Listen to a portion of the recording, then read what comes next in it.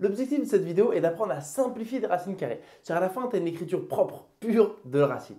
Et pour ça, en fait, on va revenir un petit peu à ce qu'est une racine carrée, sa définition. Écoute bien la définition, on fait quelques exemples. La racine carrée d'un nombre A positif est le nombre qui, mis au carré, donne A.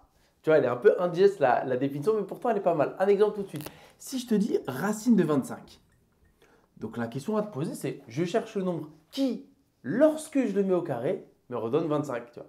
Qui au carré donne 25? Eh ben, c'est 5. Tu vois, ça sort assez naturellement quand on accepte la définition. D'accord? Donc ici, on note bien que des nombres positifs. Donc racine de 25 vaut 5. Un autre petit exemple, racine de 2. Qui au carré donne 2? Ben là, ça tombe pas pile, il n'y a personne. Enfin, il n'y a pas de nombre entier qu'on connaît en tout cas. C'est vrai que racine de 2, pour le coup, on laisse racine de 2.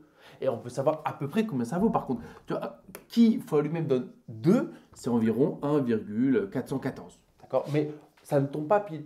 Donc nous, en fait, quand on va simplifier, parce que l'idée, c'est pas d'avoir ça. L'idée, c'est d'avoir des trucs propres, comme ça.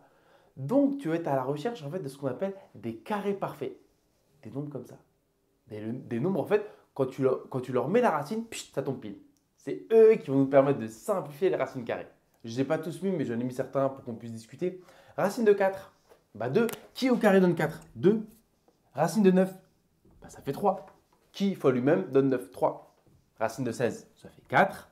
Racine de 36, 6. Donc, voilà. Et racine de 81, 9. Donc voilà, tu as compris le principe, d'accord? Ce sont ces nombres-là qui vont nous permettre de simplifier les racines carrées. Et donc, on va apprendre à simplifier des racines carrées avec ces 4 exemples-là.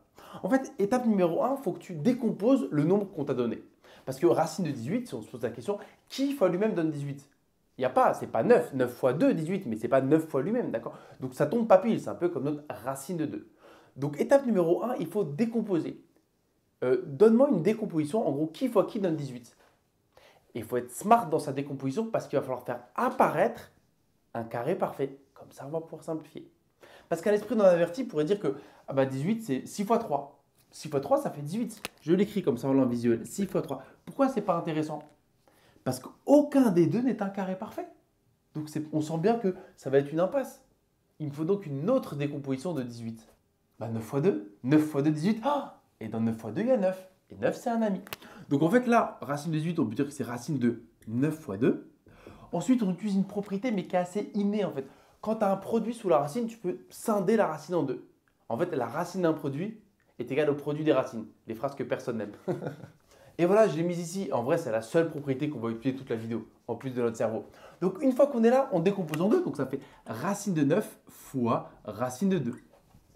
Et là, il y en a un, il perd sa racine. C'est racine de 9. Parce que 9 est un carré parfait. Et c'est la définition. Racine de 9, ça fait 3. Donc, attention, il ne faut pas se tromper. Il ne faut pas dire racine de 3. Lui, il devient 3. Donc finalement, racine de 18, ça vaut 3 racines de 2. 3 fois racine de 2. Racine de 2, on ne peut rien y faire. En revanche, lui est devenu 3. Okay. Et là, c'est simplifié. C'est propre. Ok, racine de 28. Pareil, il faut trouver une bonne décomposition. Et là, on ne va pas se faire avoir quand même. On sent qu'il faut trouver un carré parfait. Donc très vite, on réfléchit un peu. Et on dit 7 fois 4. Parce que dans 7 fois 4, il y a 4. Donc 28, on dit que c'est 7 fois 4. Donc étape suivante, on scinde en deux, donc ça fait racine de 7 fois racine de 4. J'ai fait exprès d'écrire dans cet ordre-là.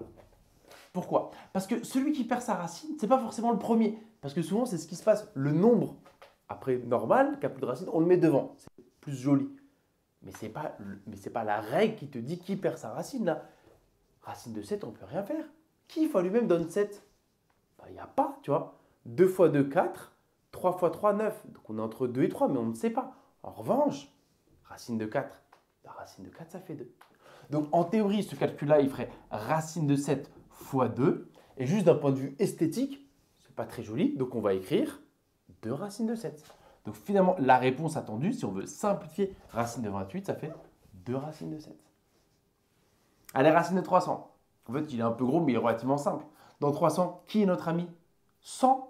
Parce que 10 fois 10, 100. Donc en fait, ici, on va l'écrire dans le bon sens directement. Et même, je vais faire un petit 2 temps là. Après, à terme, quand on a une certaine dextérité, idéalement, on écrit comme ça. Je trouve que la première étape à zapper, c'est celle-ci, celle de la propriété. Parce qu'elle est assez instinctive, on ne se trompe pas. En revanche, parfois, on se trompe entre cette étape-là et celle où on enlève la racine. Donc, s'il y a une étape à zapper pour moi, c'est celle-ci. On voit qu'elle n'est pas hyper intéressante.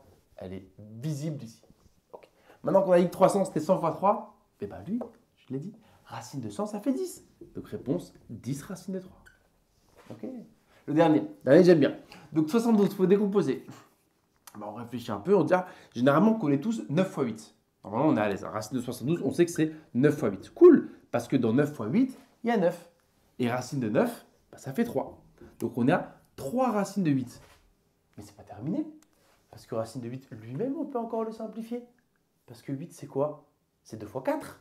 Donc il y a du 4 dans 8. Et 4, on va pouvoir simplifier. Donc regarde, et c'est là où en fait, quand on continue, après on n'est pas à l'aise. N'oublie jamais qu'il y a un fois qu'on a omis de le mettre. Donc en fait, ça fait 3 fois, on dit que ça faisait racine de 2 fois racine de 4. Je suis allé un peu vite, j'ai pris pour vrai que tu étais d'accord avec moi. C'est-à-dire que comme 8, c'est 2 fois 4, je peux dire que c'est racine de 2 fois racine de 4. Qui perd sa racine ici? C'est lui qui la perd. Racine de 4, ça fait 2. J'ai fait encore exprès de le mettre à droite pour insister sur ce point. C'est une faute qu'on voit beaucoup. Donc lui, il reste 3. Lui, il reste racine de 2. Mais lui, il devient 2. Donc ça fait 3 fois racine de 2 fois 2. Et là, bon, même si ce n'est pas dans le même ordre, tu sais que la multiplication, elle est commutative. Tu peux les déplacer. Et même associative, tu fais dans l'ordre que tu veux. Et là, tu es 3 racines de 2, on ne peut rien faire, on est bloqué. En revanche, il y a un calcul qu'on peut faire. 6 fois 2.